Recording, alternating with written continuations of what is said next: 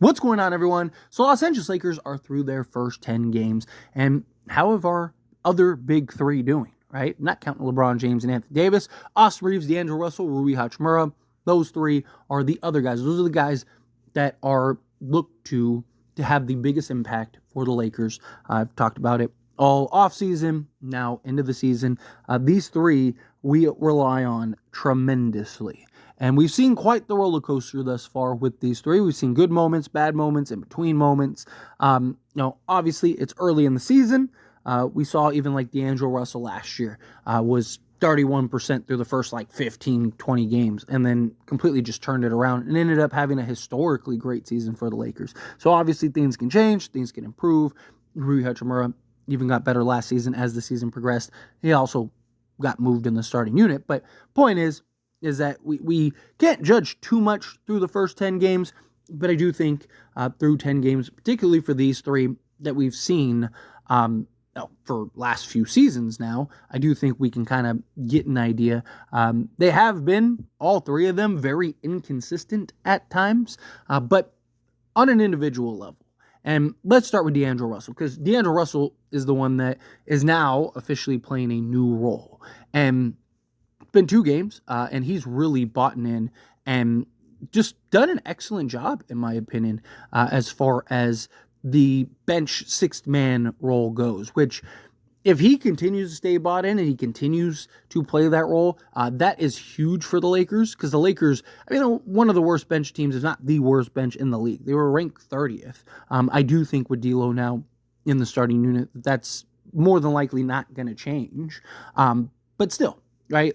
There are D'Lo's fit, particularly alongside Austin Reaves, has just been questionable. And it's tough because, when D'Lo is on, he's special at times. We've watched this guy just bang, bang, bang, bang, and he's still out there wheeling and dealing, making plays. But JJ Redick has ran a lot of his offense through Austin Reaves, and it basically neutralizes D'Angelo Russell to where D'Angelo Russell becomes, unless he's shooting the lights out, becomes completely redundant. Because he can't defend, he's not a good rebounder at the guard position, right? He doesn't really provide and do the dirty work and the things that we need. He doesn't have incredible athleticism or anything like that. So unless his offense is cooking, it's hard to justify seeing him out there on the basketball court. But in that 6-man role, when Reaves and LeBron go to the bench and D'Angelo Russell can kind of play more of his game, that's where I think he can really thrive. Because last year with Darvin Ham, for example, for whatever reason, Darvin Ham would continuously take out D'Angelo Russell and LeBron and would have Austin Reaves be the primary ball handler. He can't do that, right? When he's on the court with a D'Lo, when he's on the court with a LeBron, then yes, right? We've seen him be able to initiate and do things that you want to see him do. But the problem is when Austin Reaves is by himself, he really has had his struggles. We've seen it. And so I like that now with D'Lo being the one willing to accept that bench role and willing to kind of buy in on that end, that could just do wonders for the Lakers, because now Austin Reaves can handle the ball and do his thing alongside LeBron James, and then they can go to the bench, and then D'Angelo Russell kind of step in and play his role. But so far through 10 games, again, it's just the first 10 games, 29 minutes per game. He is shooting 40% from the floor, which is not great. On 11.3 attempts per game. He's shooting 31.1% from three-point range on 6 attempts per game. Now that has improved since he has came off the bench. So it's worth noting he should hopefully continue to kind of get into a rhythm, get into a flow. We saw the same thing happen last year, and he completely turned it around, and he actually finished at 41.5% on 7.2 attempts. So just something to kind of keep in mind if you're D'Lo's really struggling. Now, he is shooting better from 2 this year. He's shooting 51.9% on 5.2 attempts compared to last season at 49.7% on 7 attempts. He has an EFG of 49.1%. He's shooting 90% from the foul line on 2 attempts per game. He's giving you 2.2 rebounds, 5 assists, 1 steal. I'll be nice and round up to half a block. 1.6 turnovers, and 13 points per game. So, D'Lo he's having his struggles, right? He hasn't been consistent, but I want to be fair until we really see him continue to play in the bench role, because he's had arguably his two best games thus far off the bench for the Lakers and gave you 18 points and then 15 points. So if he can continue to play and thrive that way, that could go a long way for the Lakers. But he's definitely has not been great by any stretch of the imagination. He definitely, I still believe he's going to end up being traded at some point. But if he really does thrive in that sixth-man role and can kind of play to that level regularly, there may be an argument to kind of keep him off the bench. But the concern is you don't want to just run the risk of losing him in the offseason. But if I had to kind of put a grade to D'Lo, personally, overall, I'd give him a C, maybe a C minus, because I do think he's been more active. He's been more willing to buy in and accept whatever role is given to him, right? And I do think that needs to go into consideration. But he's had his struggles. Now, if I would add the two bench games, and kind of look at those games by themselves, then I'd probably give him a B minus, because he's been really good by now. I want to see the consistency first, but I think a C. I'll give him a C. We'll give him a C. I think a C is a fair assessment for D'Lo, because he hasn't been great, but I think he's trying to again. He's been kind of phased out, and I do think that is something that needs to be factored in. So these first 10 games, he's been trying to find where he fits. And even JJ Redick has been trying to find where he fits. And I think that they finally found where he fits, which is as the sixth man. So be a little more lenient on D'Lo. If you wanted to give him a C minus or a D or something, I wouldn't really argue that. But Austin Reaves. So Austin Reaves was incredibly inconsistent last year. Had his struggles, right? We would see 4 or 5 games where he was great, and then 4 or 5 games where he was terrible. And yes, people look at and point to he's still averaging 37% from 3-point range, but he's not doing it consistently, right? Not obviously good games and bad games happen, but there's no in between for him. He's either lights out or he's just can't buy he's 0 for 6. It's really odd that it's either one or the other, right? Usually you'll see guys, they're 3 for 7, and then, or they'll be, 6 of 7. And on occasion they'll have that 1 for 7 game. No, Reaves, it's one extreme or the other. He's lights out and can't miss, or he just can't buy a 3 to save his life. This season, he has been more of a focal point. Lakers have really, particularly JJ Redick, has really kind of trusted him with the ball in his hands and kind of been the third guy for the Lakers thus far this season. And he's been, definitely benefiting from it. He's averaging 18.7 points per game in that kind of third option role. He's also given you 5 assists with 4.5 rebounds. So, look, I've talked about that I believe Austin Reaves could be a 25-5 guy, 20 points, 5 rebounds, 5 assists. He's right there. He's 1.3 points away. So basically a point away from being 20 points per game, 5 rebounds, 5 assists. He's averaging 1.4 steals, half a block. Now, the last few games, he has really struggled defensively, and it's been kind of frustrating to watch. But overall, right, he was actually very good defensively. He's not elite. He's never going to be elite, but he was actually very good defensively, and it's been kind of disappointing watching him kind of taper off on the defensive side of it. But so far, 34.3 minutes per game. He's getting 13.6 attempts. He's shooting 48.5% from the field. He's shooting 37% from 3-point range on 7.3 attempts. Because, again, it's either he's 70, 80% or he's 20%. There's no in between. So it's averaging out to 37%. 62% from 2-point range, which is just very impressive. And he's doing it on 6.3 attempts per game, which was the same number as last season. He has an EFG of 58.5%, which is his second best EFG of his career. Free throw shooting has gone down, though. He is not even at 80%, and he has been a career 85% free throw shooter. He's 77.8%, so basically 78% from the floor. Again, Austin Reaves has been a mixed bag, right? When he's on, he's special, right? Like when he's cooking, and I really love the aggression that Austin Reaves has this season. I love that he's not settling like we saw a lot last season. He's really being aggressive, attacking closeouts, creating contact, getting to the foul line. Right? He's done a much better job this year, in my opinion, of just creating that contact and just attacking the closeouts. And that's something we really need from him. And I hope that he continues to be aggressive.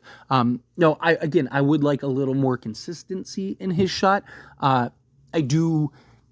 I still don't think he's a third option, right? I don't think I would prefer a bona fide third option. And it's like, okay, this is the third guy, and then Reaves can be the fourth. So that way when Reaves is on and cooking, you're winning all those games. And when he does have his struggles and he isn't being very efficient, you still have a chance to win those games. But Austin Reaves, I do think he's been better than last year, right? But he still has a lot of the same struggles as last year. And it's mostly been his shooting. Something that I've pointed out heavily is that when he shoots the basketball well, and I'm not even talking about he has to shoot the lights out, just good enough to really put pressure on the defense, it opens everything up for him, right? And, he's a little more confident. He's got to swagger down a little more. But when he's not shooting well, he becomes easier to defend. And teams can kind of, monitor how they want to kind of defend him better, and especially come playoff times. I'm not so worried about it during the regular season. But come playoffs, if he's having his struggles, teams will play to the percentages, and they'll try to play to the strengths, right? So, if he's having one of those games where he's 0 of 2, teams are just going to sag off of him and just trust, okay, well, if he starts knocking down threes, then we'll make the adjustment. And that's where my concern lies, right? Teams will be more mindful of Reaves and kind of how he's performing. And you've even seen in some of these games thus far through 10, teams kind of sag off at him at times, right? And just kind of go, okay, well, we'd rather him, if he starts heating up, we'll fix it and correct it. But Austin Reaves, I'd give him a B. I think he's been good. I don't think he's been great or special. I don't think he's untradeable or anything like that. But I do think he's been good enough to warrant the B. Literally, my only real gripe with Austin Reaves is his lack of consistency shooting the basketball. That's it. And I want him to be better defensively. I need him to get back to being better defensively. But I'd give him a B. Again, if you want to give him a C+, B-, I wouldn't really argue it. But, I think a B is fair. Maybe B-, but I think B around there is reasonable. But Rui Hachimura, he's another guy that I love Rui. I do. I really want him to be our future power forward. He just doesn't make any sense for this team. He can't play the three. He's slotted out of position. He doesn't move well laterally. He can't defend. He's a liability, and he's not so good that it offsets and balances his lack of capabilities playing the three spot. But as long as LeBron's on this team, you have no real way of properly slotting Rui. And so far, played 34 minutes per game, 33.8 is what he's averaging, 11.1 attempts per game, 39% from the floor. It's not good. 39% from the floor. He is shooting, and this is why this is crazy, okay? 39% from the floor. He is shooting 47% from three-point range. How is he shooting 47%, 47% from three-point range on 3.6 attempts, and he's 39% from the field? Oh, because his two-point percentage, which he's taking 7.6, is 35.3. That's supposed to be his game. That's his bread and butter.